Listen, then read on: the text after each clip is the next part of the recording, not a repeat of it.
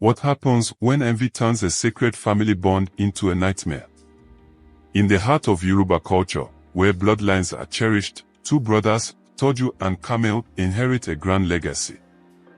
But their shared inheritance becomes the battleground for an unthinkable act of betrayal. Driven by jealousy, one brother's wife unleashes a curse that backfires, leaving their family shattered and their bloodline forever changed. This gripping story of love, betrayal, and redemption will take you on an emotional journey from the serene compounds of a Yoruba village to the bustling streets of Lagos.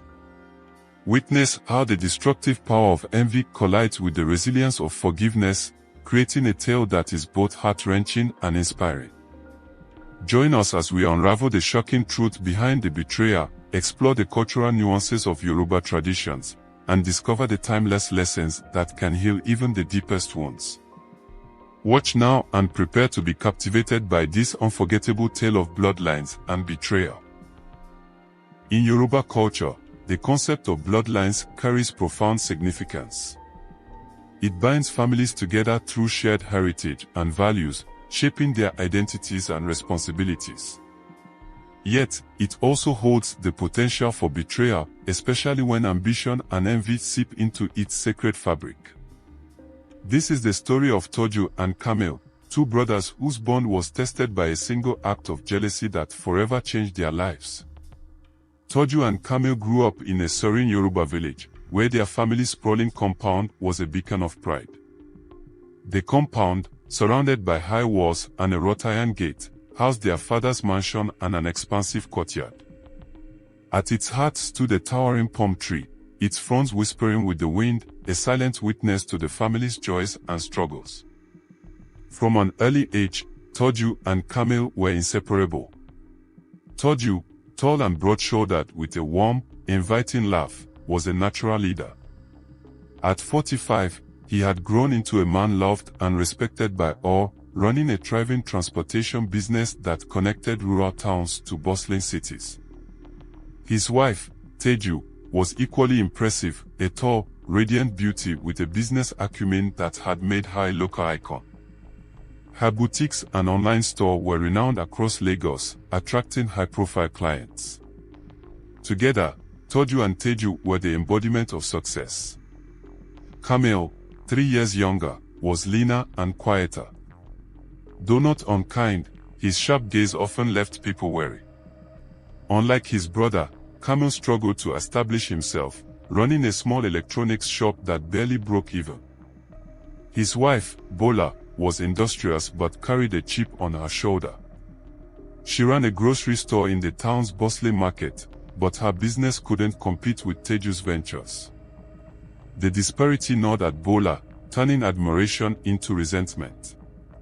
Over the years, the compound became a stage for subtle rivalries. Taju and Teju's mansion gleamed with fresh paint and pristine decor, their cars always spotless. Kamil and Bola's house, by contrast, looked worn, with peeling walls and overgrown shrubs. These differences, though trivial, became a constant source of tension, especially for Bola. One evening, as the families gathered in the courtyard, the conversation turned to Teju's recent business trip to Dubai. "It's amazing how quickly your brand is expanding," remarked a neighbor, sipping a glass of palm wine. "You make it look so effortless." Bola's forced smile barely concealed her bitterness. Later that night, as she sat with Kamil in their dimly lit living room, her frustration boiled over.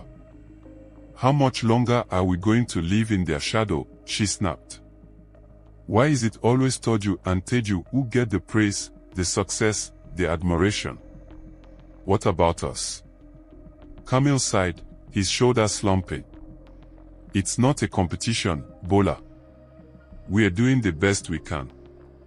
But Bola wasn't satisfied with his response. The seed of envy had taken root, and soon, it would bear bitter fruit. Desperate to tilt the scales, Bola sought out an infamous herbalist known for his powerful charms. Under the cover of darkness, she made her way to his hut on the village's outskirts. The air inside was thick with the scent of herbs and incense. The herbalist, a wiry man with piercing eyes, listened as Bola poured out her grievances. "I want them brought down," she declared, her voice trembling with anger. "I want them to feel the pain of losing everything." The herbalist handed her a talisman wrapped in black cloth. "Tie this to the top of the palm tree in your compound," he instructed. "When the thunder strikes, their fortunes will crumble. But beware, blood knows blood. If your own kin are near, they too will suffer." Blinded by jealousy, Bola dismissed the warning and carried out the ritual. Days later, the skies darkened ominously over the village. As the children played football in the courtyard, the wind picked up, and the first crack of thunder echoed across the compound. Parents called their children inside just as lightning struck the palm tree, splitting it in two with a deafening roar. The next morning, tragedy struck. Jamil, Taju's eldest son, woke up with severe skin lesions and a fever that left him weak and disoriented. Farak, Kamil and Bola's son, suffered worse. His leg was twisted unnaturally, rendering him unable to walk. The compound was gripped with panic. Taju, ever the pillar of strength, took immediate action. He loaded both boys into his SUV and drove them to the hospital, Taju beside him, her face etched with worry. But when medical tests revealed no answers, the family turned to traditional healers. An elder named Baba Akin, known for his spiritual wisdom, listened intently to Taju's account. "The root of this evil lies within your own walls," he said. "Seek the truth, for it is closer than you think." Taju returned home, his mind racing. Meanwhile, Kamil, prompted by his wife's growing guilt, sought his own answers. Both brothers began to piece together the events leading up to the thunderstorm. Suspicion turned to certainty when Taju revisited Baba Akin, who revealed Bola's actions. "Your family was the target of envy," the elder explained. "The curse backfired because blood recognizes blood. Protect your household by leaving the compound." Heartbroken but resolute, Taju followed the elder's advice. He moved his family to Lagos, settling in Lekki Phase 1, a bustling neighborhood known for its vibrant lifestyle and modern amenities. The transition was challenging, but the city offered new opportunities. Taju expanded his transportation business, adding ride-hailing services to his fleet. Taju's boutiques flourished, her social media campaigns attracting international clients. Back in the village, Kamil and Bola's lives unraveled. Farak's condition remained unchanged, and the weight of guilt consumed Bola. Their home, once filled with laughter, became a place of sorrow. Years later, unable to bear the burden, Bola confessed her actions to Kamil. The revelation shattered their marriage, and Kamil sought reconciliation with Taju. Taju, ever magnanimous, forgave his brother, though the scars of betrayal lingered. Farak, now an adult, distanced himself from his mother but found solace in Taju and Taju's family, who supported his efforts to start a non-profit for children with disabilities. Through their love and guidance, Farak turned his pain into purpose. The story of Taju and Kamil is a powerful reminder of the destructive power of envy and the enduring strength of forgiveness.